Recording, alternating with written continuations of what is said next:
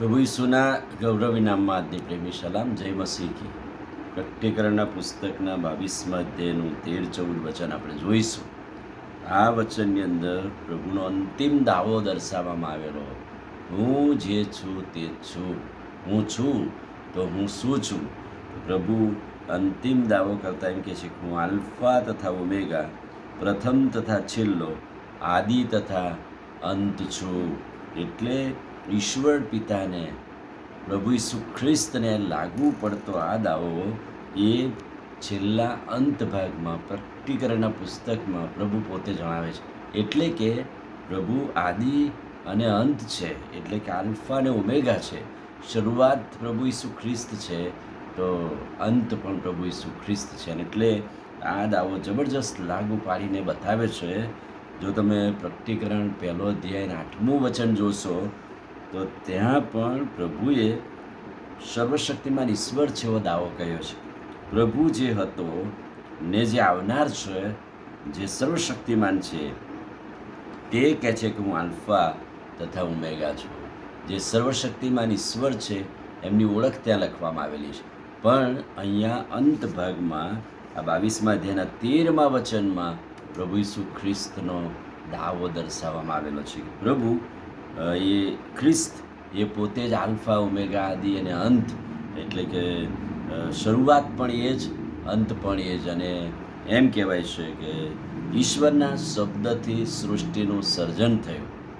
ઈશ્વરના શબ્દથી સૃષ્ટિનું સર્જન થયું અને છેલ્લો બદલો અથવા તો કૃત્યો પ્રમાણે ન્યાય કરીને સૃષ્ટિની પરિપૂર્ણતા કરનાર, એટલે કે આ જગત અને જગતની નાશ થનારી બધી બાબતો એ બતાવવામાં આવેલી છે અને છેલ્લે અંત બતાવવામાં આવેલો છે.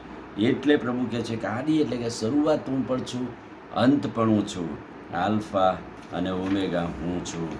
કલમ 14માં લાસ્ટ, છેલ્લું ધન્યતાનું વચન, જેમ છેલ્લે પ્રભુએ દાવો કર્યો, છેલ્લે અંત ભાગમાં પોતાનો દાવો પ્રગટ કર્યો, એમ અંત ભાગમાં ધન્યતાનું વચન પણ છે.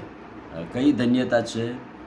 કે છે કે જીવનના ઝાડ પર તેઓને હક મળે, માટે કહે છે કે તેઓ દરવાજામાં થઈને નગરમાં પ્રવેશ કરે. એ માટે જેઓ પોતાના વસ્ત્ર ધોવે છે તેઓને ધન્ય છે. એટલે કે હજુ સમય છે, સમય નજીક છે.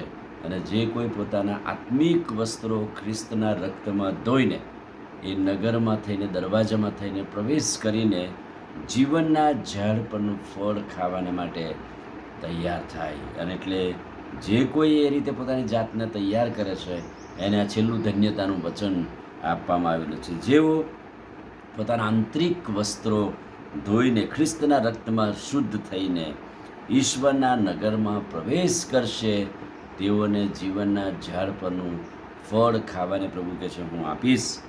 માથીની સુવાર્તા 5મો અધ્યાય 8મું વચન, એટલે જ મનમાં જેઓ શુદ્ધ છે તેઓને ધન્ય છે, તેઓ ઈશ્વરને જોશે.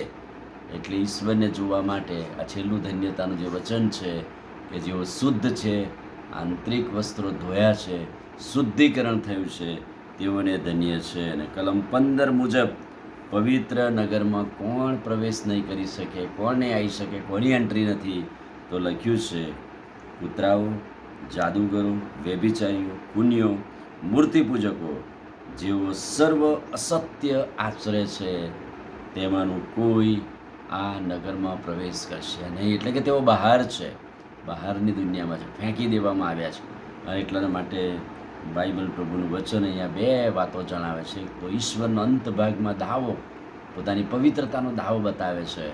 અને ધન્યતા, અત્યાર સુધી બાઇબલે બહુ ધન્યતાના વચનો કહ્યા, પણ અંત ભાગમાં પણ પ્રભુ કહે છે કે જેઓ એ નગરમાં પ્રવેશ કરે છે, વસ્ત્રો ધોવે છે, શુદ્ધિકરણ થાય છે, તેઓ એ ફળ ખાવાના માટે લાયક છે. આમીન. પ્રાર્થના કરી. ભલા પ્રભુ, આજે સવારે તમારા અદ્ભુત ને પવિત્ર વચનને માટે આભાર. આ બંને વચનોના પ્રકાશમાં અમને દોરો. તમારો જે દાવો છે પવિત્રતાનો, એ દાવો અમે સ્વીકારીએ અને તમારા મહિમામાં વૃદ્ધિ પામીએ. અને અમે અમારા વસ્ત્રો તમારા રક્તની અંદર ધોઈને, પવિત્ર થઈને એ નગરમાં પ્રવેશ કરીએ એવી કૃપા થવા દો. પ્રભુ ઈસુના નામમાં માંગીએ છીએ, સાંભળોને માન્ય કરો. આમીન. God bless you.